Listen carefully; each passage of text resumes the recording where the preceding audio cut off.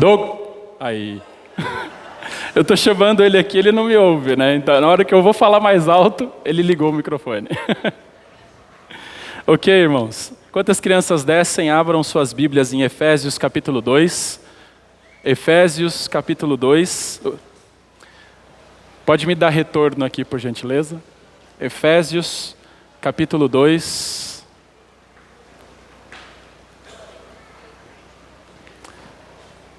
Pastor Rudy, me ouve bem aí? Está confortável? Ok. O pastor Rudy é o mais surdinho aqui. Se ele está ouvindo, está todo mundo ouvindo então. Você colocou um pouco de retorno aqui? Coloca um pouco de retorno aqui no auxiliar. Som. Aí, beleza, agora sim. Efésios capítulo 2. O pessoal lá do som, eles acham que enganam a gente. A gente pede retorno, eles fingem que dão, e a gente finge que a gente está ouvindo aqui, né? Só faz assim, põe a mão lá no botão e tira, mas não mexe em nada, né? Ó, o Vinícius está confessando que é verdade. Efésios capítulo 2. Irmãos, nós vamos reconhecer agora quem nos visita. Tem alguém que nos visita hoje pela primeira vez aqui do meu lado direito? Só levanta sua mão para que nós possamos reconhecê-lo. Tem alguém? Não? Todos de casa? Alguém nos visita aqui pela primeira vez, do meu lado esquerdo? Não também? Todos de casa. Tá certo. Irmãos, nós vamos continuar a nossa série de estudos sobre a doutrina da igreja. E o título da nossa série tem sido O Plano de Deus para a Igreja. O Plano de Deus para a Igreja. Irmãos, eu já disse para vocês algumas vezes durante esse tempo de estudos que a pandemia revelou que os crentes em geral, e até muitos pastores, eles têm um sério problema quanto ao entendimento, um entendimento adequado a respeito do que é a igreja, a respeito da doutrina da igreja.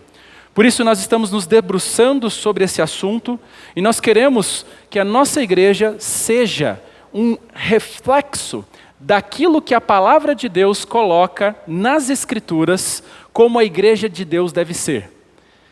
Nós não queremos ser uma aberração do plano original que Cristo estipulou para a sua igreja. Nós queremos refletir o plano de Deus para a igreja. Uma das coisas mais frustrantes, provavelmente, deve ser você ver algo que foi criado com um objetivo ser usado com um objetivo completamente diferente. Irmãos, nós quando olhamos para as Escrituras e quando olhamos para aquilo que tem sido chamado de igreja nos nossos dias, nós ficamos assustados. Nós percebemos muitas vezes que o objetivo da igreja tem sido completamente distorcido. Nós percebemos muitas vezes que a finalidade da igreja é completamente, até certo ponto, desconhecido. E eu digo que, fatalmente, nós não valorizaremos aquilo que nós não conhecemos. Agora, a palavra de Deus diz que a igreja ela é importante. Por isso nós estamos nos debruçando sobre esse assunto nesses últimos dias e nós estamos buscando redescobrir a importância da igreja. Por que isso, irmãos? Porque, dito de uma maneira bem simples e direta, um cristão sem compromisso com uma igreja local é um cristão com problemas. Um cristão que não é comprometido com uma igreja local, ele está com sérios problemas. É por isso que nós estamos fazendo este estudo. Nós estamos buscando nas Escrituras o plano de Deus para a igreja. E para fins pedagógicos, nós temos dividido esse tema do que é o plano de Deus para a igreja em 4 áreas. Nós estamos olhando sobre qual é a natureza da igreja, qual é a autoridade da igreja, qual é o propósito da igreja, qual é o culto da igreja. Nós estávamos tratando essa série na Escola Bíblica Dominical, mas por uma série de fatores, conversando com o pastor Rudy, nós decidimos migrá-la também para o nosso culto público, e eu vou apresentar para você alguns dos motivos para isso. Primeiro é que no culto nós alcançamos um número maior de pessoas. Infelizmente, nós ainda temos experimentado um número pelo menos aí de 25% a 30% menor na EBD do que no culto. Nós encorajamos você, se você é membro da igreja, que você venha para a escola dominical. É importante para o seu crescimento e também para o seu crescimento em comunhão com os irmãos da igreja, que você participe da escola bíblica dominical da sua igreja. Ela é a escola da família cristã. É aqui que nós vamos aprender a respeito das Escrituras e como viver a palavra de Deus na nossa vida. Então aqui no culto a gente já consegue alcançar essa mensagem com um número maior de pessoas. Segundo lugar, eu irei começar também a classe de novos membros muito em breve, e a classe de novos membros vai funcionar no período de EBD. Então, eu já estarei dando aula para a classe de novos membros no período da EBD, então isso impossibilitaria eu continuar dando essas séries de estudos durante a escola bíblica dominical, seria obrigado a parar, porque senão teria que marcar com os alunos da classe de novos membros, tipo para 4 horas da tarde, e alguns deles têm filhos pequenos, precisam da estrutura do berçário para poder participar da classe de novos membros, então durante o culto, durante a EBD, se torna muito mais fácil para essas pessoas participarem também. Terceiro lugar, irmãos, terceira razão porque nós também estamos trazendo essa série de estudos para o domingo, é que esse tema é de fundamental importância para a nossa igreja. E eu quero lançar uma base doutrinária forte a respeito do que é o plano de Deus para a igreja, para que nós, nesse alicerce forte, possamos construir uma igreja forte e saudável. Afinal de contas, um dia nós teremos que nos apresentar diante do Senhor e nós nos apresentaremos como igreja para prestar contas de como vivemos a realidade de uma igreja local. Por isso, irmãos, caso você tenha perdido alguma das mensagens anteriores, você pode ir até o nosso canal do YouTube e lá você vai encontrar todas as mensagens anteriores, certinhas, todas organizadas e numeradas, o que facilita para você poder assisti-las se você perdeu. Digo mais, se você perdeu a mensagem da semana passada, onde eu comecei a tratar sobre os deveres dos membros da igreja, você não só é bom que você assista, mas você deve assistir. Se você é membro da igreja, você tem a obrigação de assistir essa mensagem e entender os deveres dos membros da igreja. Hoje nós vamos continuar falando sobre esse mesmo assunto, que são os deveres dos membros de uma igreja local. Eu creio, irmãos, que muito dos problemas que as igrejas enfrentam com seus membros é resultado de uma falta de compreensão que os membros têm sobre os seus deveres e as suas responsabilidades.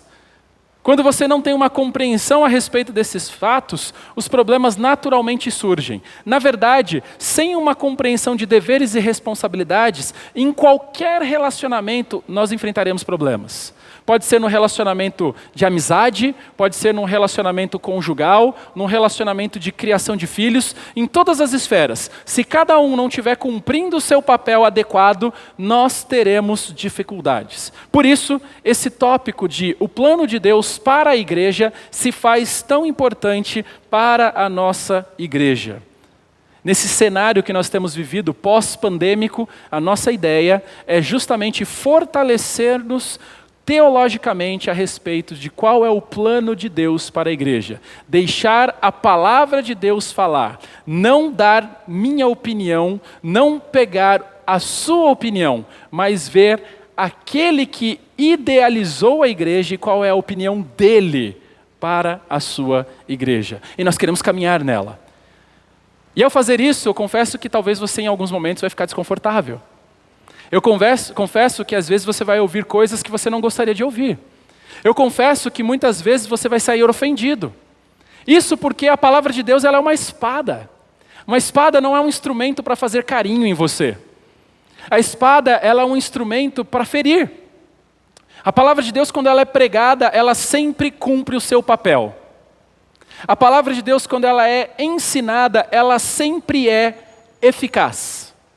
E eu não tenho dúvida que essa série vai resultar nessa eficácia. Eu não tenho dúvida que ao pregarmos as Escrituras a respeito desse assunto, há naturalmente uma separação entre o joio e o trigo. Há uma separação entre quem é ovelha e quem não é ovelha. As Escrituras falam claramente para nós que o joio e o trigo, eles crescem juntos. Sem dúvida, quem faz essa separação é a palavra de Deus. Mas antes de nós tratarmos sobre o assunto em si, irmãos, vamos fazer a leitura da palavra de Deus no texto que você abriu de Efésios capítulo 2, versículo 19 a 22. Efésios capítulo 2, versículo 19 a 22. Diz assim a palavra do nosso Deus, versículo 19. Assim, vocês não são mais estrangeiros e peregrinos, mas concidadãos dos santos e membros do quê? Olha como a Bíblia chama a igreja. Família de Deus. Agora, essa família, essa construção que é a igreja, ela deve ser edificada aonde? Olha o que ele vai dizer no versículo 20. Edificado sobre o fundamento dos apóstolos e profetas. Isso é um sinônimo de quê? Da Bíblia, irmãos. A igreja deve ser edificada sobre o ensino apostólico e sobre o ensino veterotestamentário. É isso que ele está dizendo. Sendo ele mesmo, quem? Cristo Jesus, a pedra angular, ou seja, a pedra fundamental. Uma vez que Cristo é essa pedra angular, essa pedra fundamental, olha o que acontece. Nele, todo o edifício bem ajustado faz o quê? Por que igrejas não crescem? Porque não estão ajustadas em Cristo. Por quê? E crescer é muito mais do que números, tá? Números é o de menos. A ideia aqui é crescer em maturidade. Crescer em números é a coisa mais fácil que tem. É só você ser pragmático.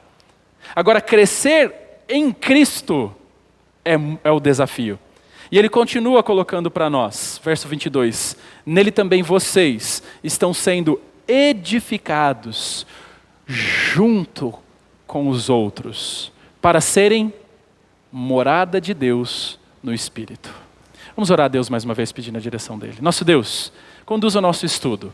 Fala em nosso coração, para que possamos aprender mais a respeito daquilo que é tão precioso ao Senhor. Precioso ao ponto de o Senhor dar a sua vida por amor à igreja. Ajude-nos a compreendermos como nós, Igreja Batista Nova Vida, devemos ser. Porque em nome de Jesus que nós oramos ao Senhor. Amém. Irmãos, como eu falei para vocês, nas últimas semanas, nós estamos falando sobre a natureza da igreja. Não está funcionando. Nós estamos falando sobre a natureza da igreja. E neste tópico, nós estamos abordando 3 assuntos. E nós já falamos sobre 2 deles. Nós já falamos sobre... Você tem que clicar na tela, Douglas. Tem que ir com o mouse lá, clicar naquela tela. Isso aí. Então nós vimos 2 tópicos desses. As marcas da igreja, eu já mostrei para vocês. Nós falamos sobre a membresia da igreja e eu mostrei para vocês que membresia não é uma invenção humana, é desejo de Deus e plano de Deus que os crentes eles vivam juntos como membros de um corpo místico, que é a igreja invisível, que se materializa em igrejas locais visíveis. Então esse é o plano de Deus e eu mostrei para vocês as razões pelas quais nós devemos ser membros de uma igreja. E agora nós estamos olhando a terceira parte, que são os deveres dos membros da igreja. E eu tenho destacado para os irmãos que todo cristão, ele tem tanto responsabilidades, como também o privilégio de participar e compartilhar do dom espiritual que Deus tem dado à igreja. Então, todo cristão, ele foi enxertado no corpo de Cristo, ok? Quando você foi salvo, quando você se arrependeu dos seus pecados e foi salvo por Cristo, você foi enxertado na videira que é Cristo. Você foi enxertado nele. E quando nós somos enxertados nessa árvore que é Cristo, nós recebemos dons do Espírito Santo. Nós começamos então, uma vez que fomos enxertados à árvore que é Cristo, a sermos alimentados por essa árvore, e antes nós éramos galhos secos, ramos sem vida, que não serviam para nada, a não ser para ser queimado, mas uma vez que nós somos salvos por Cristo, enxertados na videira, nós frutificamos, nós iremos produzir fruto. E esses frutos são também dons espirituais que Deus nos dá quando nós somos salvos. Paulo destaca isso em Romanos capítulo 12, versículo 6, quando ele diz: temos, porém, diferentes dons, segundo a graça que nos foi dada. Sabe o que Paulo está dizendo aqui? É que cada um de nós temos um dom espiritual que Deus nos deu. Agora, qual foi o critério que Deus usou para nos dar esses dons? Ele definiu conforme a graça dele, ou seja, ele quis dar para o Marcos o dom que o Marcos tem, ele quis dar para o Natan o dom que o Natan tem, ele deu para o Cadu o dom que o Cadu tem, né? Cada um de nós. Você tem um dom espiritual que Deus deu segundo a graça que Ele quis dar para você. Agora, muitas vezes nós temos um mau entendimento sobre como funciona a dinâmica dos dons. Eu temo que muitos crentes sequer saibam qual é o dom espiritual que têm. Eu temo que muitos cristãos sequer sabem quais são os dons espirituais existentes. E se você não sabe quais são, dificilmente você estará exercendo o seu dom. Então você primeiro precisaria entendê-los, e está aí um bom assunto para ser discutido provavelmente em algumas salas de EBD no futuro próximo. Dons espirituais. Sem dúvida um assunto muito importante, mas também cercado de muita polêmica com questões cessacionistas ou continuistas, né? Mas deixando a parte polêmica de lado, o objetivo dos dons, irmãos, não é para o seu benefício próprio. Muitas vezes nós entendemos que recebemos um dom espiritual e esse dom espiritual é para o nosso próprio deleite, para o nosso próprio bem. Não é. A Escritura mostra claramente para nós que os dons, eles são nos dados com o objetivo de ajudar outros crentes a crescerem espiritualmente. Esse é o objetivo dos dons. Nós vemos quando Paulo vai falar aqui aos crentes em Éfeso, ele diz no capítulo 4, no versículo 16, assim: ele quem? Cristo, com que todo o corpo se encaixe perfeitamente. Deus é maravilhoso, né, irmãos? Ele consegue pegar cada um de nós aqui, com seus defeitos, com as suas virtudes, com os seus gostos, com as suas manias, e você confirma comigo, né? Nós somos seres complexos, não somos? Cada um de nós tem o seu gosto, o seu desejo, a sua vontade. E Deus consegue fazer o quê? Ele faz com que todo o corpo, cada parte desse corpo, se encaixe perfeitamente. E cada parte, ele fala, ao cumprir sua função específica. Aí está o condicional. Cada parte tem que estar fazendo o quê? Cumprindo a sua função específica. Quando você faz isso, o que acontece? Olha a mágica, olha a maravilha acontecendo, olha a magia acontecendo. Ajuda as demais a crescer. Sabe o que ele está dizendo aqui, irmãos? Quando você sai da sua zona de conforto, começa a exercer o seu dom, e servir e abençoar a igreja de Deus, os seus irmãos em Cristo com o seu dom, Deus faz com que tudo se encaixe e, além disso, ajuda as demais. Os outros irmãos começam a crescer. Por que isso, irmãos? Para que todo o corpo se desenvolva e seja saudável em amor. Aqui nós percebemos qual é o objetivo de Deus a nos dar dons. Ele nos dá dons para que nós sejamos canais de bênção para outros irmãos. E você está aqui para que os seus irmãos cresçam. Os seus irmãos estão aqui para que você cresça. Percebe como é uma dinâmica completamente diferente do nosso mundo autocentrado que vivemos? Dificilmente alguém pensa que está chegando no culto para ser bênção na vida do outro. Você chega aqui pensando em quê? Em receber, né? Na maioria das vezes você fala, não, vou chegar lá, eu vou adorar o Senhor, Deus vai me abençoar com a sua palavra, vai me edificar, eu vou ser desafiado, estou recarregando a minha bateria para cumprir o resto da semana. Mas você já parou para pensar que não é só esse é um dos objetivos, claro, mas não é só isso, é muito além disso. Você está aqui para ser um canal de bênção na vida de outros irmãos. Você está aqui para que o corpo possa crescer. Irmãos, e nós poderíamos resumir os deveres de um membro da igreja com a seguinte frase: uma frase que sintetiza quais são esses deveres. Cada membro da igreja tem o dever de manter a unidade através de um viver santo e crescer no conhecimento da verdade. Vamos repetir juntos? Cada membro da igreja tem o dever de manter a unidade através de um viver santo e crescer no conhecimento da verdade. Em outras palavras, irmãos, as responsabilidades de cada membro da igreja incluem 3 coisas básicas. Só 3, tá bom? Para você lembrar com facilidade. A gente perguntar quais são os deveres que você tem como membro da Igreja Batista Nova Vida. 3 deles. Unidade, pureza e verdade. Nós estamos olhando para a primeira responsabilidade de um membro da igreja, que é estimular a unidade. Se você é membro da Igreja Batista Nova Vida, se você é membro de qualquer igreja de Cristo Jesus, você está ali para estimular aquela igreja a ser unida. E eu disse para vocês na semana passada que a unidade dos cristãos é bela aos olhos de Deus. Quando nós olhamos para o salmista, ele diz no Salmo 133, verso 1, ó, como é bom e agradável viverem unidos os irmãos. Quando nós olhamos no Novo Testamento, no capítulo 4, versículo 3 de Efésios, Paulo destaca, façam todo o possível para quê? Para se manterem unidos no Espírito, ligados pelo vínculo da paz.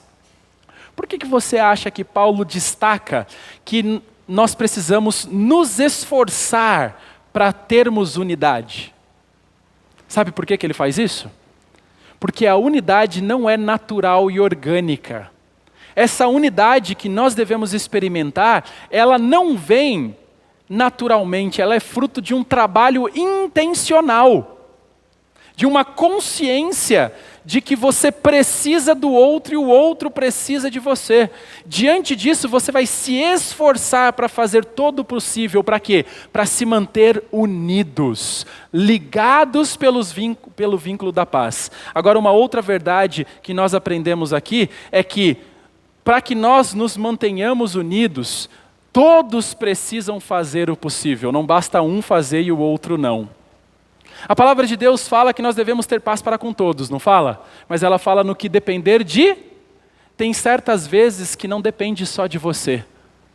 Às vezes você faz todo o possível. Às vezes você se esforça para manter a unidade. Mas quando uma outra parte não está também comprometida com isso, é impossível que isso aconteça. Então nós temos que nos lembrar que há a necessidade da igreja se esforçar mutuamente nesse sentido. E como membros podem estimular a unidade na igreja, irmãos? E eu estou falando para vocês que há 3 maneiras.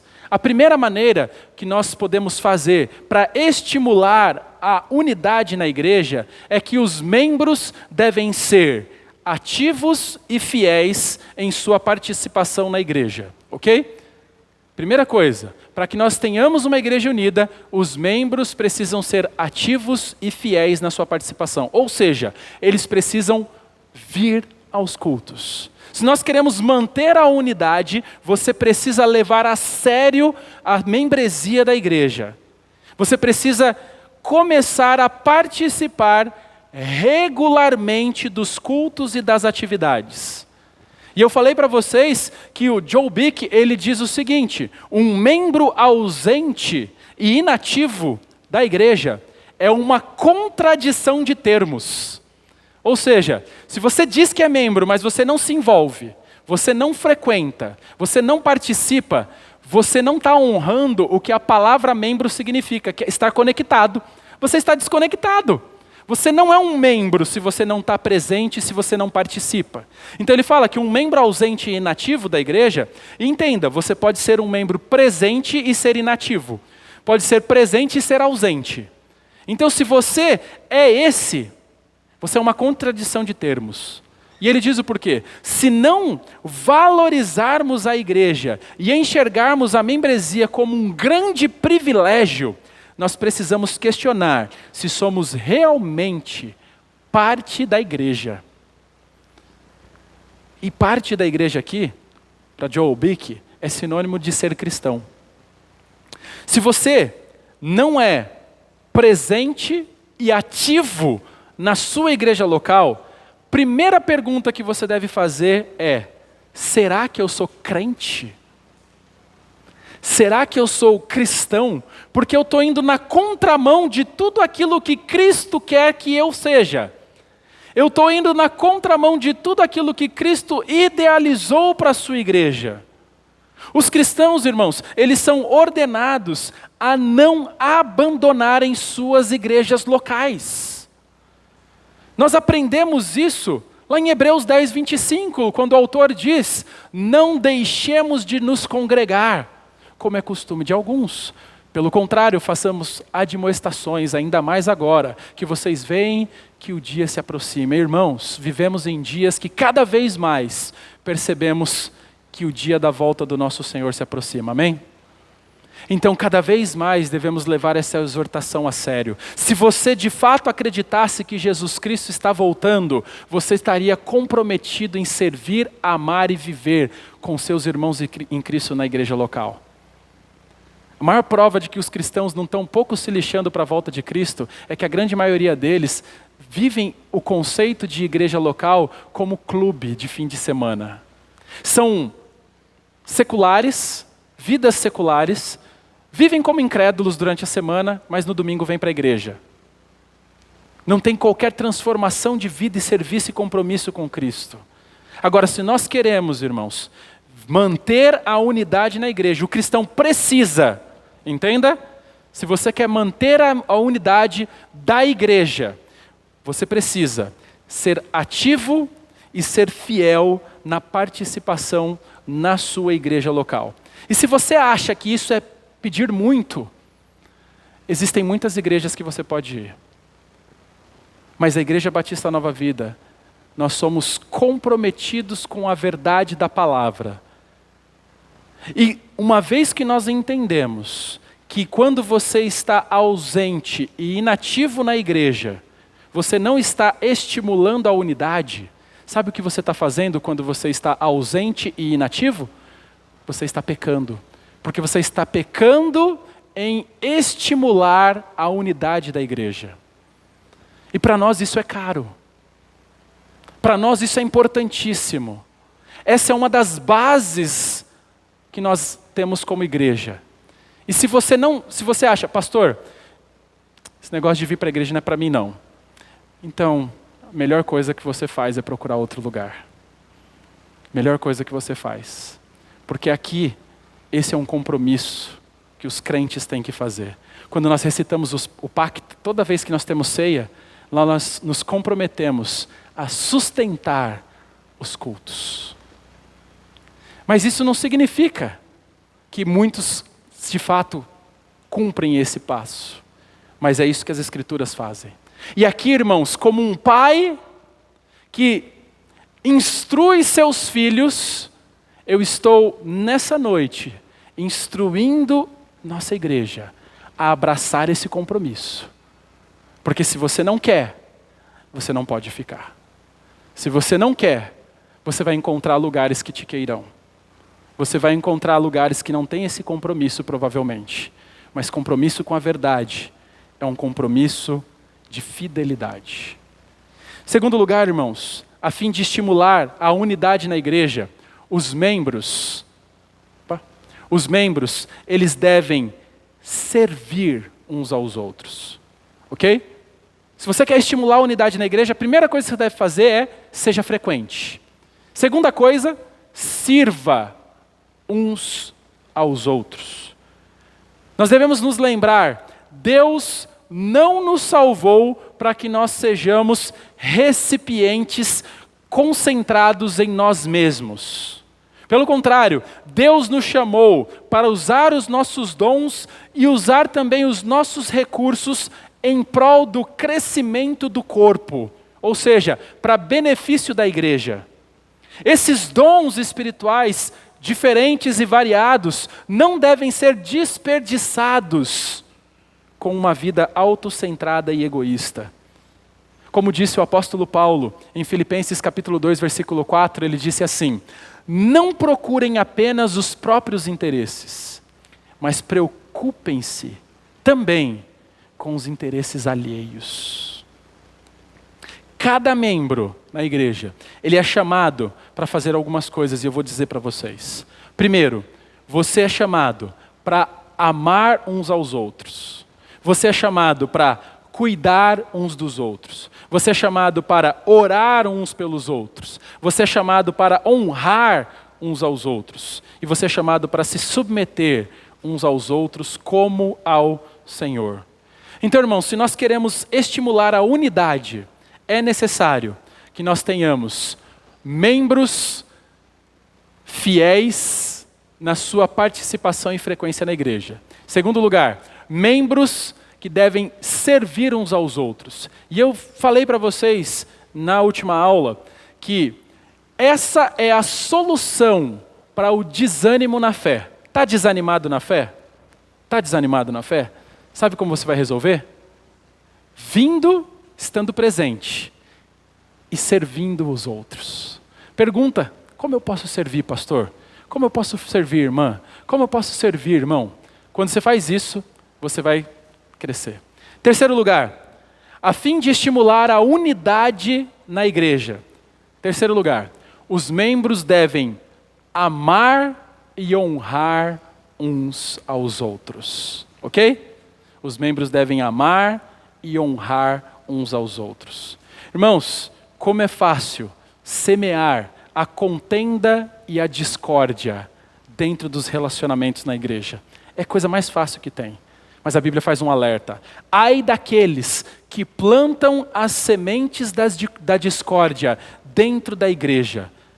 Provérbios capítulo 6, versículo 16 a 19 diz: 6 coisas o Senhor odeia, e a 7ª a sua alma detesta. E ele vai listar essas coisas. Ele diz: olhos cheios de orgulho, língua mentirosa, mãos que derramam sangue inocente, coração que faz planos perversos, pés que se apressam a fazer o mal, testemunha falsa que profere mentiras, e essa é a coisa que ele detesta. O que semeia discórdia entre os irmãos. Tudo aquilo que divide o povo de Deus e prejudica a unidade da igreja é certamente um pecado grave. Deve ser o pecado que a igreja trata com mais seriedade. Aqueles que vêm com a intenção maliciosa e maldosa de difamar e de dividir a igreja local. Uma vez que nós somos ordenados pela palavra a mantermos a unidade entre os irmãos, nós pecamos contra Deus quando nós iniciamos discórdias entre eles. É por isso que Paulo exorta no capítulo 4, versículo 1 a 3, andeis como é digno da vocação que foste chamados, com toda a humildade e mansidão, também com longanimidade. E ele diz, suportando-vos uns aos outros em amor, procurando guardar a unidade no Espírito, no vínculo da paz. Irmãos, aqui Paulo, ele está listando para nós muitas das características que são necessárias para nós mantermos a unidade nos nossos relacionamentos. Aqui ele mostra para nós, primeira, humildade. Se não houver humildade, não haverá unidade. Se formos orgulhosos, se formos arrogantes, se formos prepotentes, a unidade na igreja local será comprometida. Segunda coisa que ele coloca é a mansidão. Se você for uma bomba relógio, que qualquer um que encosta em você, você explode, sem dúvida a unidade nunca será preservada. Você precisa ser manso, você precisa ser longânimo. Longânimo é ter um pavio longo. É essa característica que você deve ter. E ele coloca que você deve suportar uns aos outros em amor. E essa palavra muitas vezes é mal entendida para nós, porque a gente entende suportar de uma forma pejorativa. A gente fala, olha, eu não amo esse fulano, mas a Bíblia fala que eu tenho que suportar, então eu te suporto.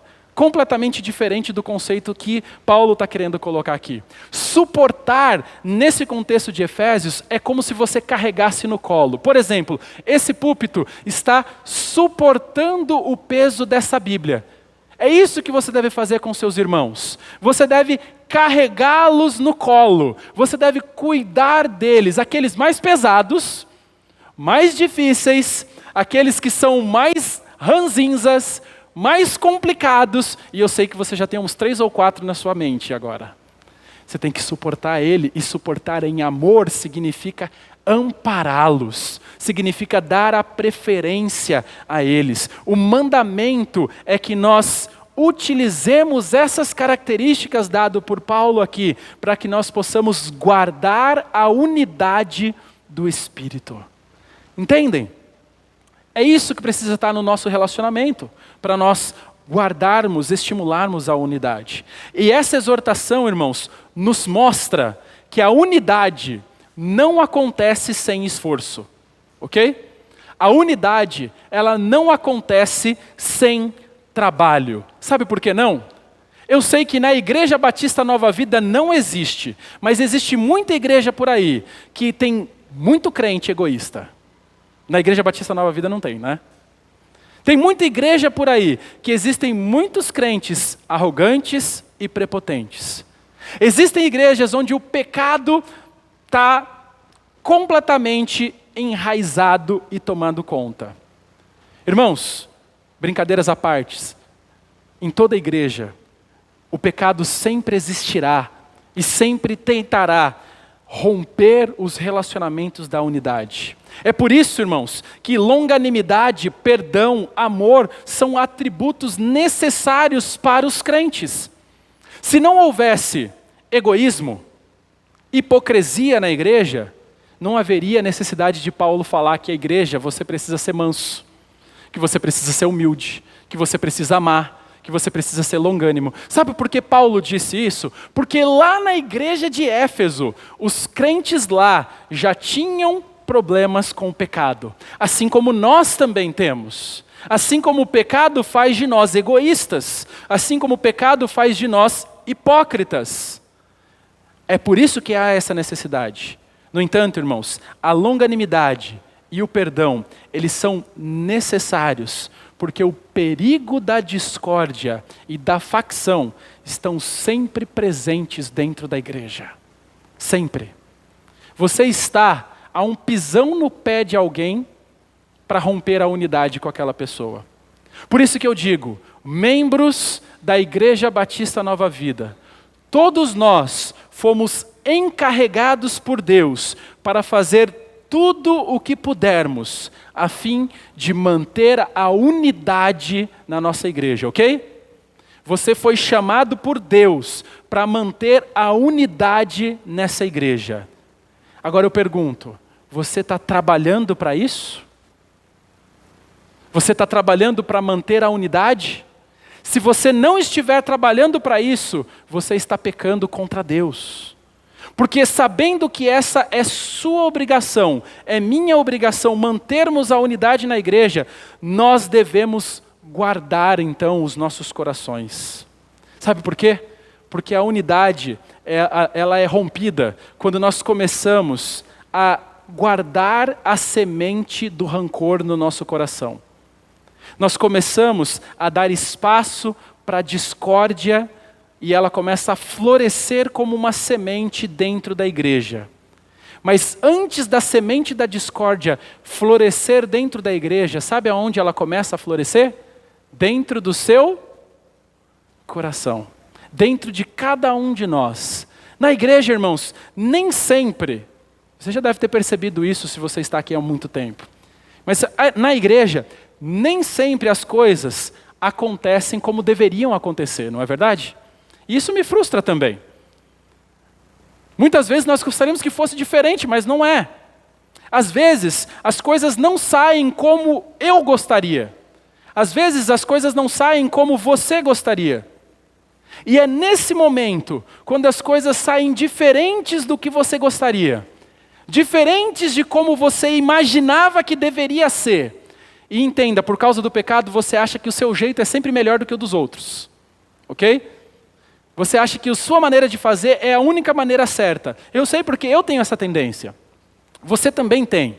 Mas quando as coisas saem diferente do que nós achávamos que deveria ser, é nesse momento que começa a brotar dentro de nós um espírito crítico e um sentimento de insatisfação. É assim que o problema começa a surgir. E esse problema leva você a começar a desenvolver um espírito de insatisfação.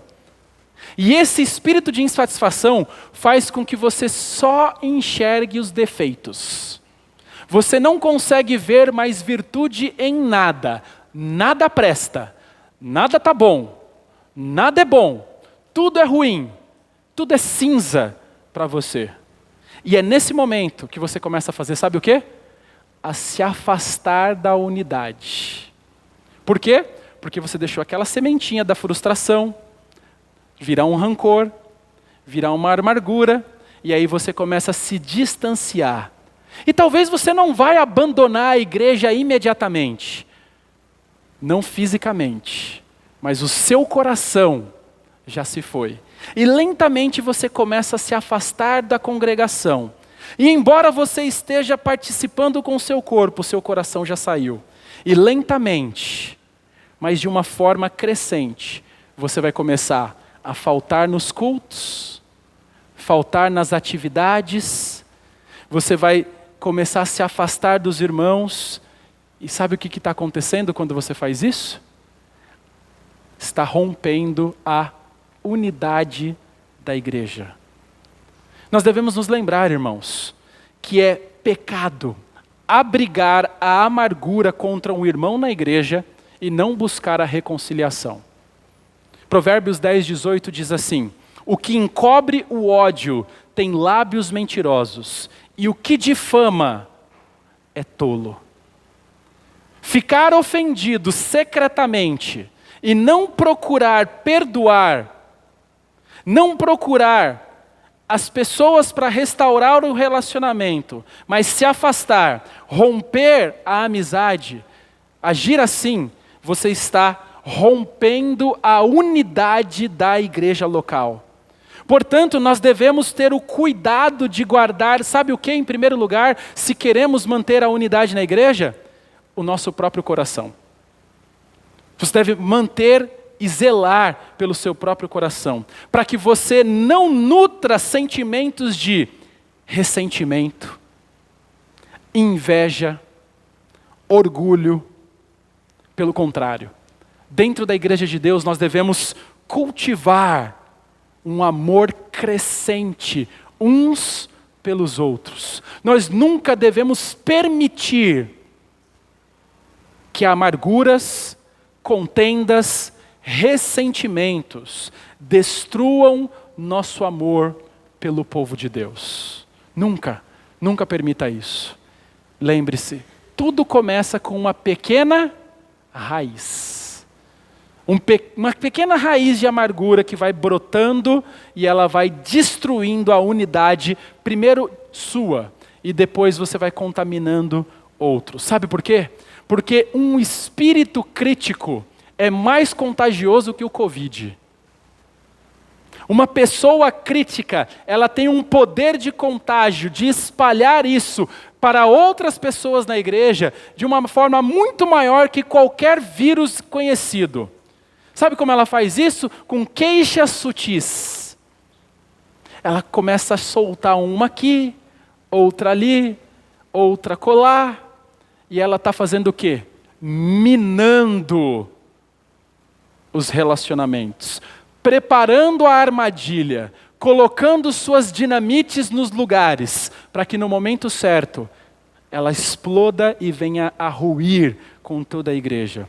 Muitas vezes, irmãos, essas queixas sutis, elas começam a gerar descontentamento.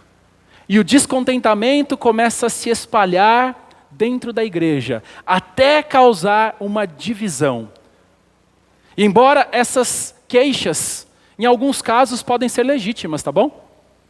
Talvez você tenha queixas verdadeiras com relação à igreja, mas você não agiu da forma correta. e agir da forma errada, você está levando outras pessoas a serem desestimuladas à unidade. Você está trabalhando para dividir a igreja de Deus, e isso vai causar a discórdia. E por vezes isso começa com uma simples demonstração de preocupação. Você começa a falar: irmã, irmão, eu estou preocupado. Você começa a dizer: eu estou preocupado.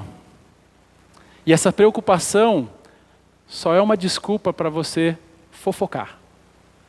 E aí você começa a falar. E ao invés de lidar com o problema biblicamente, ou seja, tem algo que você está preocupado? Vai falar com a pessoa que você está preocupado. Mas você não faz isso. Você começa a procurar outras pessoas. Pessoas que não fazem parte do problema, não fazem parte da solução de problema. Então você vai só falar o quê? Você quer comunicar sua insatisfação.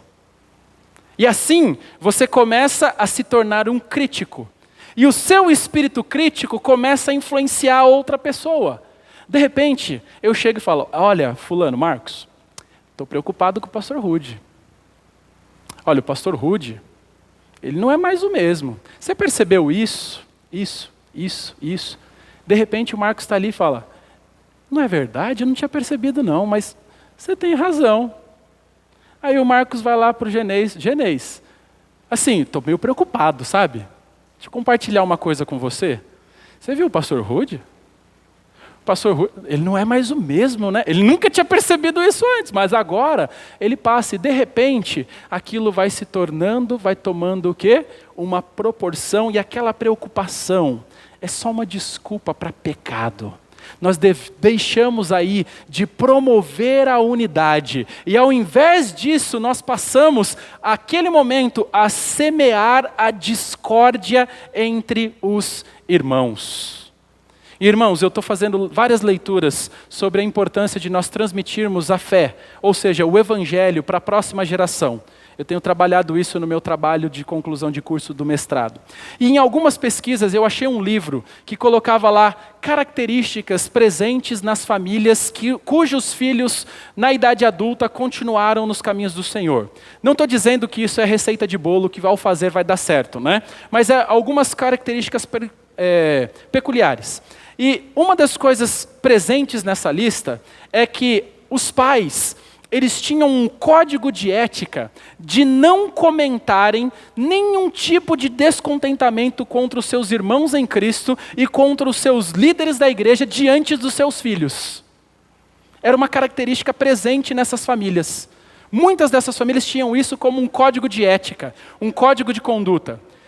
Se você está descontente, vai conversar com a sua esposa sobre alguma situação, não vai ser na mesa na hora que está todo mundo sentado. Você vai entrar no quarto, conversa, acerta, busca auxiliar, busca entender a situação. Mas muitas vezes, quando isso é feito diante dos filhos, os filhos olham e falam: olha lá na igreja dá aquele sorriso amarelo bonito, e lá em casa come vivo rindo daquela pessoa. Isso aí, se é ser crente assim, estou fora. E a criança vai pegando isso, vai pegando isso, vai pegando isso. Irmãos, quando você fala mal dos seus irmãos em Cristo, você está pecando contra Deus. Por quê? Ao invés de apontar as falhas e compartilhá-las com os outros, nós devemos amá-las, ser mansos, ter longanimidade e suportá-las. Quando você fica falando mal dos seus irmãos em Cristo, você está pecando contra Deus. Tiago capítulo 4, versículo 10. Passou, acho. Acho que eu não coloquei aqui. Tiago capítulo 4, versículo 11 diz assim: irmãos, não falem mal uns dos outros. Aquele que fala mal do irmão ou julga o seu irmão, fala mal da lei e julga a lei. Ora, se você julga a lei, não é observador da lei, mas sim juiz. Ou seja, pequenos problemas, pequenas ofensas devem ser relevadas. Sabe por quê? Porque a Bíblia fala que o amor ele cobre uma multidão de pecados. Sabe o que isso significa? Talvez você pode ter feito algo que eu não gostei, mas porque a Bíblia fala que eu tenho que te amar, e porque eu estou me esforçando para amar cada vez mais à luz das Escrituras, sabe o que eu vou fazer? Eu vou relevar o problema. Eu vou deixar para lá. 1 Pedro, capítulo 4, versículo 8 diz: acima de tudo, porém, tenham muito amor uns para com os outros, porque o amor cobre a multidão de pecados. Sabe por que talvez você está se ofendendo com tudo e com todos na igreja? Porque você não os ama. Quanto mais você os amar, menos você vai enxergar as suas falhas. Mais você vai relevar. Quando as preocupações, de fato, precisam ser tratadas, então a primeira coisa que você vai fazer é isso. Você vai falar, olha, eu tenho um problema com fulano, será que precisa ser tratado? Se for algo pequeno, você fala, deixa para lá, eu vou entregar, perdoar unilateralmente. Mas existem situações que você precisa sentar, que você precisa conversar, que você precisa, como adulto que é, de ter a educação de falar com a pessoa. E aí aprenda, fale direto com a pessoa. Isso deve ser feito, e isso deve ser feito com o espírito de humildade, com o desejo de resolver a questão, não com o desejo de apontar o dedo, não com o desejo de provar seu argumento, não com o desejo de sair com a razão. Você deve fazer com o objetivo de fortalecer a unidade do relacionamento de vocês. Gálatas 6:1, deixa eu ver se eu acho aqui, Gálatas 6:1. Gálatas 6:1 diz assim: irmãos, se alguém for surpreendido em alguma falta, vocês que são espirituais, restaurem essa pessoa com espírito de brandura, e que cada um tenha cuidado para que não seja também tentado. Esse é o objetivo nosso como igreja, irmãos. Ajudar uns aos outros a restauração mútua. Irmãos, deixar a igreja pela porta dos fundos, sem procurar resolver seus problemas, suas dificuldades, nunca foi e nunca será uma solução bíblica. Embora nós achemos assim, né? A gente tenta espiritualizar as coisas. A gente fala, olha, para evitar problema, eu vou sair. Falácia. Mentira. Porque se seria já desrespeitoso você romper a amizade com alguém, sem dar a oportunidade de restaurar essa amizade, sair da família de Deus, sem dar a oportunidade de resolver os problemas, de fato, só piora a situação. E pessoas assim criam um hábito de pular de galho em galho, de igreja em igreja, até o próximo problema. Teve problema, procura outra. Teve problema, procura outra, porque é mais fácil do que resolver os problemas. Infelizmente, irmãos, muitos são precipitados em tomar decisões erradas e não buscar restauração. Isso por quê? Porque se a igreja não está atendendo o que eu quero, se a igreja não está suprindo minhas necessidades e pensando da maneira que eu acho que ela deveria pensar, eu simplesmente a descarto. Por quê? Porque eu olho para a igreja como um produto e não como uma família, como a Bíblia fala para nós. E uma boa maneira, irmãos, agora anota aí, ó, se você estava dormindo, agora acorda. Uma boa maneira para nós mantermos a unidade na igreja, quando alguém chega para você para reclamar, é você redirecionar a crítica que você está recebendo com palavras de graça. Quer que eu te dê a base bíblica sobre isso? Efésios 4:29 diz assim: não saia da boca de vocês nenhuma palavra suja, mas unicamente a que for boa para a edificação, conforme a necessidade, e assim transmita graça aos que ouvem. Esse verso, irmãos, não está tratando só sobre palavrão. Alguns olham isso e falam, ó, não saia da sua boca nenhuma palavra suja. Ok, não pode falar palavrão, eu não falo palavrão, estou resolvido. Não. Aqui nós temos uma ordem que deve ser aplicada em todas as situações da vida. Inclusive quando alguém chega para você para demonstrar uma preocupação, para compartilhar uma queixa, para compartilhar uma fofoca, uma difamação. Se nossas conversas não procuram ajudar e fortalecer os outros na caminhada cristã, então nós não devemos falar nada, ok? Se você não tem o que falar para edificar, então não espalhe, então não atrapalha, então não prejudica. E aqui eu tenho uma receita muito básica e excelente para resolver isso. Quando um irmão começar a sussurrar no seu ouvido uma crítica, uma preocupação, uma fofoca, a melhor forma de acabar com o problema, sem gerar um desconforto maior, é redirecionar a conversa. Sabe como? Lembra que eu falei lá do Marcos? Eu chego para o Marcos e falo, Marcos, estou preocupado com o pastor Rude. Naquela hora o Marcos fala assim, você está preocupado com o pastor Rude? Nós amamos o pastor Rude. Você já falou com o pastor Rude sobre sua preocupação? Eu vou ficar feliz de ir com você e você falar diante dele a sua preocupação. Resolveu o problema. Morreu a... acabou. Não, nem tem problema mais. Agora quando você fala, é sério? Senta aí. Menina, nem te conto. Aí, filho, acabou de vez. Normalmente, esse mecanismo funciona. Funciona. Porque se você está tão preocupado comigo, fale comigo.